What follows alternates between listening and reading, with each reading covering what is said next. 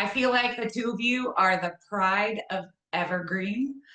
Tanya, I kind of want to start with you because you were a multi-sport athlete, went on to play at Tennessee. What did it mean to you, though, to bring that state championship home years ago to Evergreen in your community? Well, it meant so much because it happened in the first one. We won two, my junior and senior years, and the team in 1976 when I was a ninth grader, so that was 3-year high schools back then, but they had won the state championship.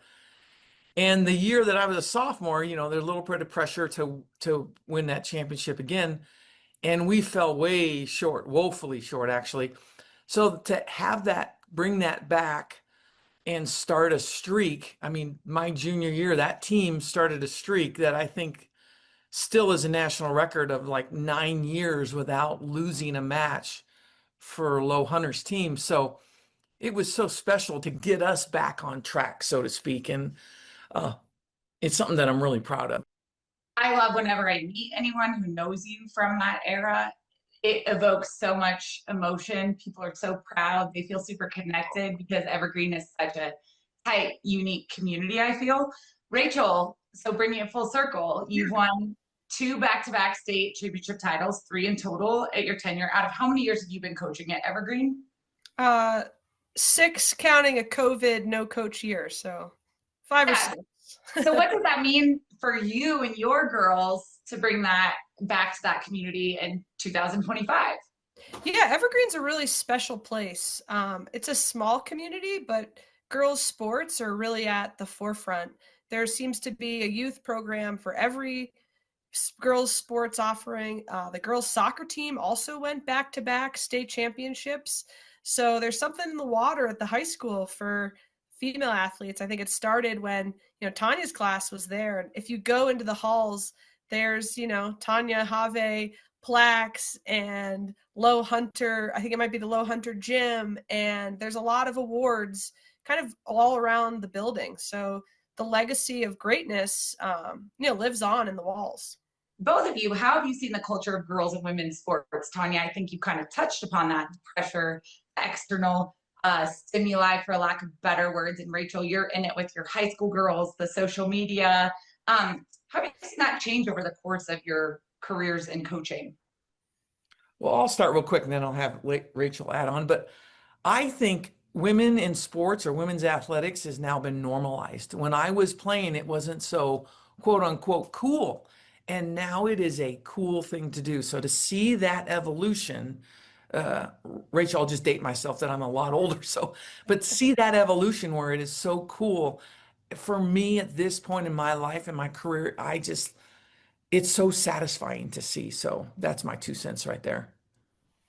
What about Yeah, you, I Rachel? think just from being an athlete, when I was in college, if you wanted to watch lacrosse, you got to watch it on Memorial Day weekend. They filmed the final game, and that was the only lacrosse you got to see. And now with the streaming services and so many college games, the women's professional league, it's all on TV. So the access to lacrosse, which is kind of a niche sport, is so much better. And just think about the coverage we had with the last Olympics, right? Like you said it, women's sports are mainstream. Everybody's watching. It just depends what you're, really what the sport you're passionate about, because you can see it, which is so cool.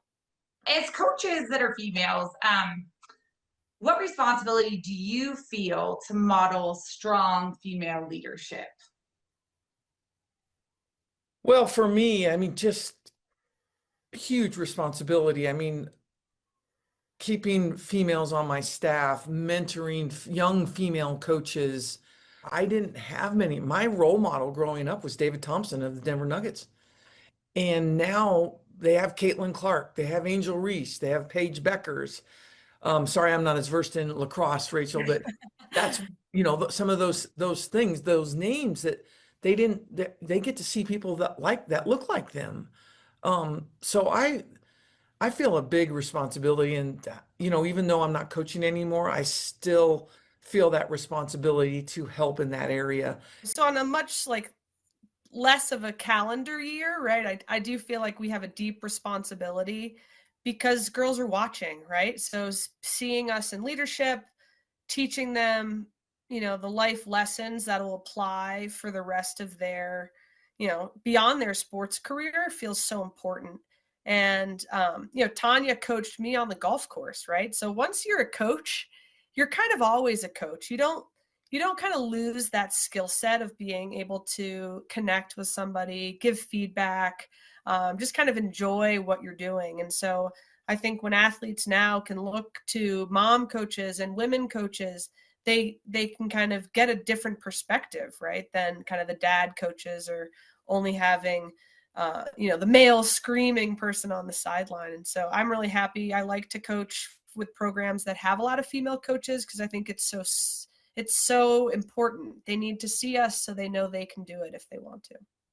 What's up next for the both of you, real quick before we wrap up? Well, I'm going to bring back-to-back championships. Yeah. You got to catch the nine of Yeah, that's always the goal, right? To compete and have fun while we're doing it. The lacrosse is going to be in the LA Olympics, so really excited to see how that pans out with what teams are playing in that and who's representing the U.S. So I can't wait to see that. And a former Evergreen athlete is currently the Team Canada goalie. Lauren Spence just graduated from Loyola. And so Awesome. if she gets to be on the Olympic team, we're going to definitely have some Evergreen fans out there at the Olympics cheering her on. And Tanya, what's up next for you? You retired. Congratulations. Yeah, I've retired from coaching, still working in the athletic department, just fundraising. So I'm recruiting in a different way, just recruiting money for the athletic department. So I'm super excited. Love it. So thankful to have both of you on our board. Thanks for sharing your stories, the pride and joy of Evergreen. So proud of Rachel. Rachel, it's just great to have you at Evergreen. And so great to see. Appreciate you both. Yeah, thank you.